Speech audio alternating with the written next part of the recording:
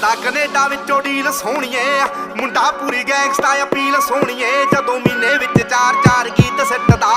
ਕਰਦੇ star bed feel ਸੋਹਣੀਏ ਆਓ ਕਰਦਾ ਕੈਨੇਡਾ ਵਿੱਚੋਂ ਡੀਲ ਸੋਹਣੀਏ ਮੁੰਡਾ ਪੂਰੀ ਗੈਂਗਸਟਾ ਅਪੀਲ ਸੋਹਣੀਏ ਜਦੋਂ ਮਹੀਨੇ ਵਿੱਚ 4-4 ਗੀਤ ਸਿੱਟਦਾ ਕਰਦੇ ਸਟਾਰ ਬੈਡ ਫੀਲ ਸੋਹਣੀਏ ਜੋ ਕਾਪੀ ਕੈਟ ਬਣੇ ਗੀਤਕਾਰ ਸਾਲੇ ਨੇ ਪਾੜ ਸਿੱਟਣੇ ਆ ਮੂਸੇ ਵਾਲੇ ਨੇ ਰੱਖਦੇ ਸੀ ਨੀ ਤਾਂ ਐਵੇਂ ਗਾਰਦੀਆਂ